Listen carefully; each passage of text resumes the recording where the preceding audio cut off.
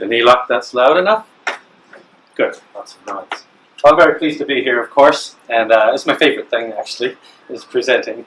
It wasn't always my favorite thing, but I got lined up to be an altar boy for many years, and then I graduated to being one of the people that read from the front, and I got to like it more and more for some crazy reason. I don't know. Anyway, so talking about the 3 R's, you'll see February is Psychology Month, and we decided that since these talks are in February, our whole psychology department had lots of talks about what we wanted to do, and we had talked with the Parent Involvement Committee representatives and just what are the details to do tonight. So it ended up being a kind of a gang preparation about what would be the content.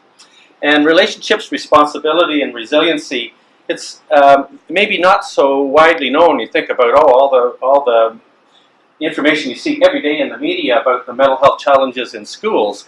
And really, the mental health challenge is one of the main things that we can do with the mental health challenges is have good relationships with our kid. So we have to start off with saying, what about that relationship stuff? We know the best predictor in terms of health and success in school are good caring relationships at home and at school. So we're going to spend a little time about that. And then from that position of influence and good relationships, we can affect, in a responsible way, the lifestyle patterns of our children. So we just feel compelled to talk about that for a little while tonight.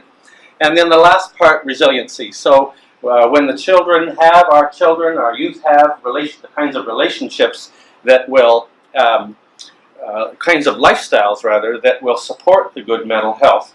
And we have that partnership with you in the school setting as well, they're going to be much more resilient. So that's kind of the flow of the 3 R's tonight that you'll see as a background to the rest of the presentation, the first part. So just on relationships, I ran into this slide. Well, it's a research journal article about relationships. There is so much in the literature of the importance of relationships. I have spoken at conferences about this, how there are particular characteristics of relationships that teachers can have that really influence the child. Usually we would spend time with teachers saying to them, in your lives, who was a major influence on you for you to be the person you are right now? And a great part of the time, it's like an aunt or a sister or an uncle or whatever. A great part of the time it's a teacher too. This teacher listened, this teacher got me, this teacher encouraged me this way, and blah, what I did with my career and all of that responded later. So we talk about the relationships, and the same with parent, of course, too, the importance of that. The teacher is as an in loco parentis responsibility during the day, and you have the child the rest of the time as parents, a bigger responsibility. We're acting on your behalf when your kid is in school. So the parent-child relationship plays a critical role in a child's development. When children have dependable, reliable, consistent, and stable relationships with their caregivers, they have a secure base from which they can explore and experience the world, leading to healthy growth, development, and well-being. I know that's apple pie, you know that. We just need to start with a reflection on it. So mindful parenting, this article I was reading was talking about these concepts. Listening with full attention. Now that's a challenge for us all, isn't it? I've got one of these things wherever I go. Yeah, one of those things wherever I go. And it can be, you see it, people walking down the mall, pulling a toddler along and on there. It can interfere with the stop and being fully present that is very, very important to children. Children are programmed from the first 10 seconds that they're alive. They're programmed to have physical contact with the parent and the brain is already growing and developing emotionally and physically. That child is developing that relationship with the parent and being influenced emotionally from the get-go. And some people go have that, what's the surgery that they have to take the wrinkles out of your hair, face? Botox. Some people get Botox around their eyes. The kid just keeps screaming because they can't see the expressions in the parent's eyes. It's a little finding. Got to leave a few wrinkles behind when you do the Botox thing. Anyway, a child, let's go tell a quick little story about it. It's so fascinating that from the get-go stuff that the sensory motor cortex that moves your body around is programmed all in here. And of course the baby from the get-go is starting to figure out what they're seeing. You can take the baby's hand and squeeze it a few times, and you can see if you have them looking into their brain with brain scans, you can see this area all lighting up because you're touching their hand. And the child will look at the mother and hold the hand, Then you can take your hand and touch a different baby's hand and squeeze it, and that baby's sensory motor cortex lights up again because they're already learning touch, mom, dad, whatever, eyes and senses connected to the motor, and it keeps the brain, as you know, just keeps on developing from there. So our relationships with full attention, that doesn't stop, right? It's important along the way. Technology is great, but when it's actual physical to physical and we stop and listen, that's terrifically important. Non-judgmental acceptance of self and child, of course. Our job as parents is, no matter what, I love a kid, right? Got 3 kids, they're in their 30s, they know that. No matter what, sometimes our conversations are a little tense and critical, but they know the bottom line is that it's non-judgmental. You'll hear tonight the word validation, and in our culture, we've got a little gap in the validation. When a child is expressing emotion, they're really upset. Sometimes as really helpful parents, we want to jump in and say, did you try this, did you try that, why did you do that, The child in an emotional state is not ready for those words yet. They need to be validated. You're really upset, aren't you?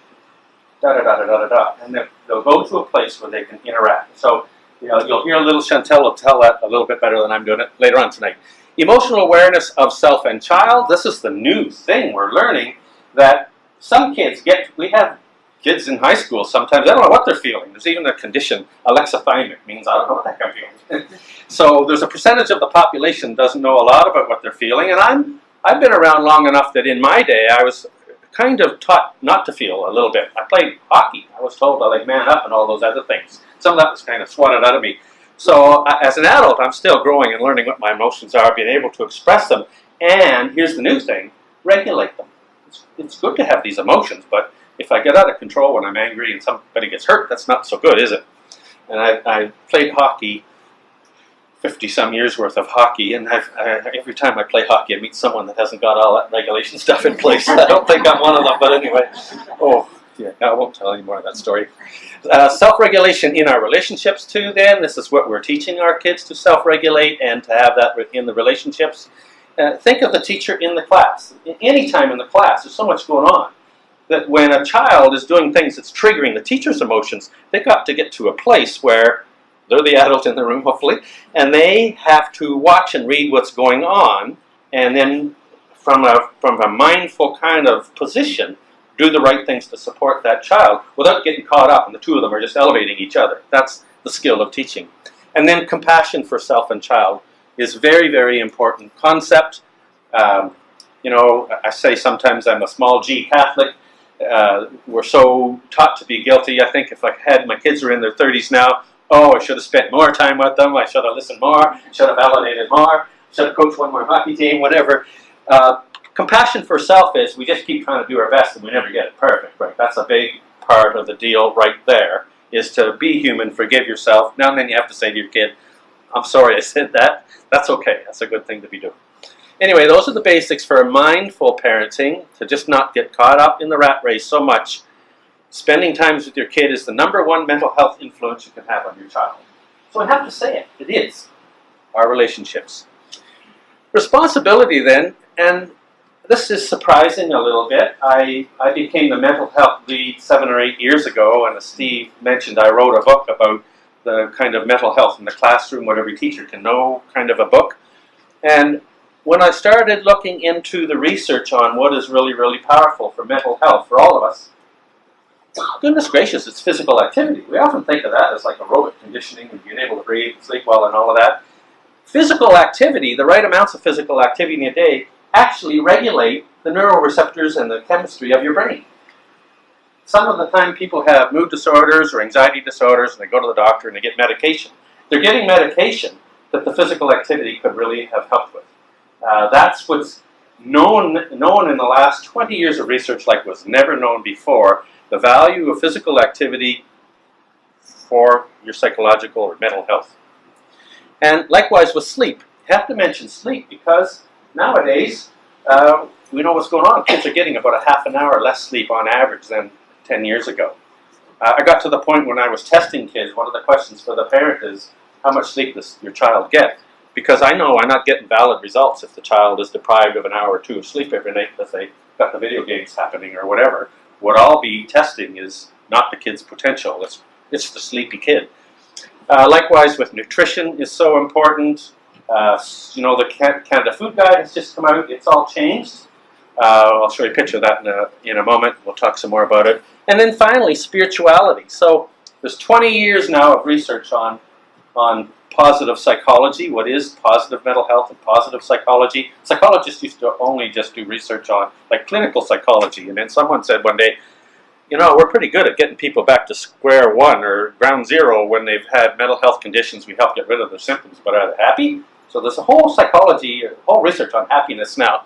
And guess what one of the concepts in the happiness research or the positive mental health concepts, one of the strongest correlates of how the mental health and happiness of your child, the positive mental health, is spirituality. It actually, I'll show you a slide of statistics on that shortly as well.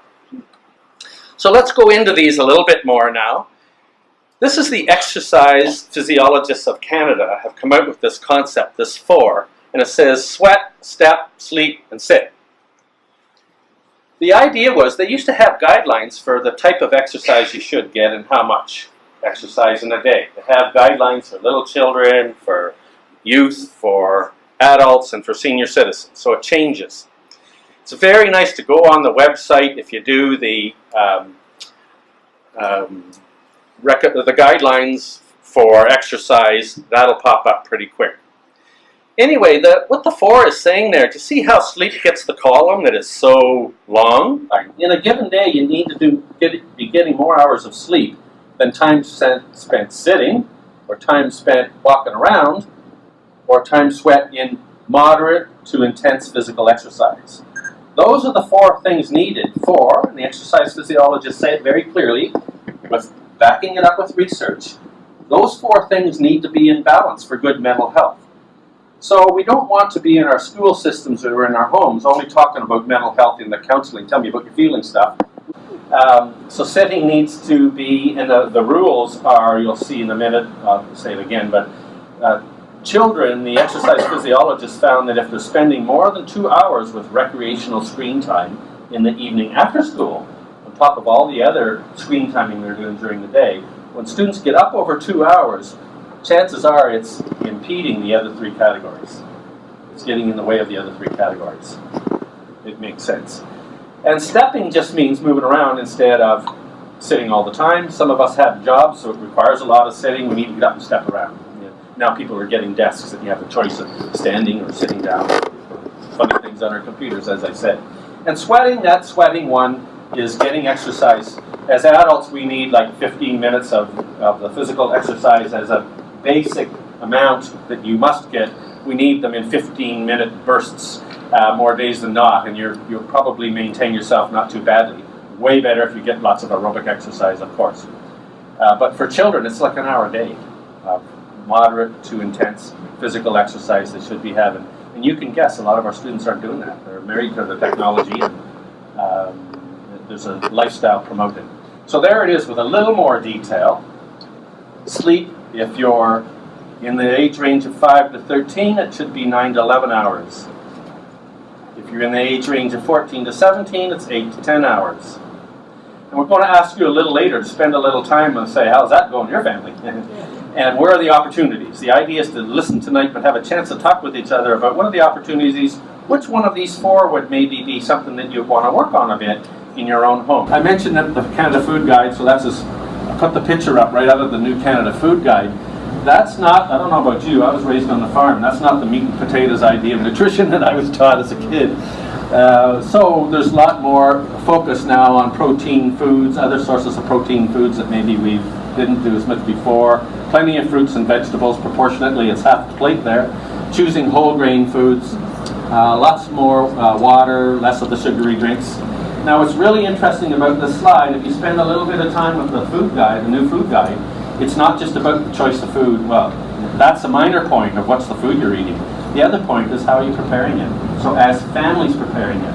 When parents teach kids to prepare the raw materials and different ways of cooking it, it's very likely those children have the skills when they go off to wherever they go off to after high school to be able to eat nutritiously.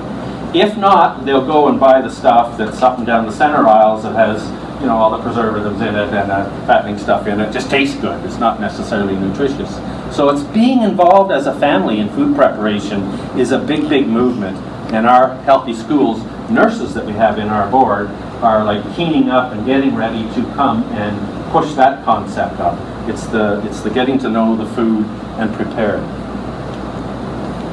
So I said earlier I would talk about the spiritually active child and what the research is showing in terms of mental health when children are spiritually active.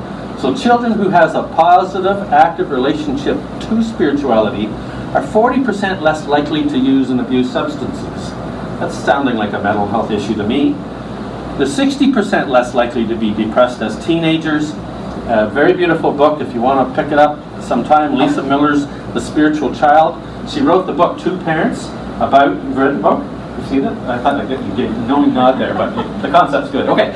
Anyway, the 60% less likely to be depressed as teenagers. We worry about our teenagers harming themselves in the teen years, and it's almost like a developmental stage to get through mood trouble in teenagers. We all know that, right? And what Lisa Miller argues when she started doing this research, what she has discovered is kids have a very natural kind of spirituality, but we've lost the discussions at the dinner table about that. And because we come from different cultures and different religions and we're mixed together, sometimes we're kind of hesitant to have that uncomfortable concept. It's not like before when there was like, one religion pounding approach, the basics, and my grandmother did it too, and all of that. So she talks about how it's easy to have those conversations about spirituality and listening to your child and what their experiences are to keep that developed, because when it slips off the plate and the child doesn't have a spiritual presence anymore, they're way more at risk for mood disorder, is what you're seeing here in those teen years. It's a lovely book. I encourage you to find it at the bookstore, read it. Anyway, 80% less likely to have dangerous or unprotected sex as well, and more likely to have positive markers for thriving and high levels of academic success. I put this in because Lisa Miller talks about they couldn't do research on spirituality until all the scientists around the world had the same definition, had to come to a consensus, and that took a long time. So it's not a spirituality that's religious sect spirituality, it is an inner sense of living relationship to a higher power. God, nature, spirit, the universe, the creator, whatever your word is for the ultimate loving, guiding life force. So a person could have a sense of being one with nature and being out in nature and feeling the spirit in the rocks and the water, and have a sense that when they spend time there, they get guidance what they need to be doing next, and have reflection time. For the scientists, that's the definition that they're using, that very wide-ranging sense of spirituality. We talk about resiliency of children. The research started with a study of what are the traits when people are resilient. The research actually started with black girls living in the ghetto, and some were resilient and some got trapped there and didn't have good lives. And the research over the years has morphed to studying what are the skills we need to teach. And the skills we need to teach are having an awareness of what you're feeling, what are your emotions, and how to regulate them. And that's where the effort of all of our teachers and psychology staff out in the system are teaching, helping children know what they're feeling and then know how to sit with that, be with that, express that, move on from that, regulate that, those kinds of skills. And to have empathy in the middle of that, of course. So awareness about these feelings and these emotions, that we say the complex psychological state we call emotions may be brought to our mental awareness through reflection from the physiological and muscular sensations in our body. And this lovely chart was developed by some Finnish psychologists. They started off, they did research with 700 subjects around the world, so in different cultures on different continents. And the subjects had a picture like the neutral one in the top right-hand corner. And they were given that bar in the bottom right-hand corner and said they would be given an emotion. So they might have the emotion would be surprise. They had to read a story about surprise, and they had to look at pictures of people being surprised, and they had to try to get in a surprise state with empathy themselves, and then say, what's going on in your body? Where do you feel that? So where you're feeling like heavy and sad and cold and lumpy, you would draw more of a blue and a green like you see at the bottom of the bar. If there's places in your body where you're kind of warming up and feeling hot and light and happy, you would color that going up into red and to yellow. What was really, really amazing about the study, they did it across all these different continents, they had to convert the coloring that people did on the internet into digitize it, to average it, and they got the same pattern across the world. So people experience in their bodies, if you look at happiness, happiness up there, the picture, happiness, of course, you have the smile muscles in your face, you feel happy, people feel happy in their heart, right? So there's a lot of yellow, the whole body's got a kind of a nice red to it. And then if we come down, let's go down to love, bottom one, second from the left. There's a whole lot of happiness kind of slipped down in the pelvis region there too. I don't know what that is. I'm going to conclude on that. Yeah, that's my best laugh I got so far.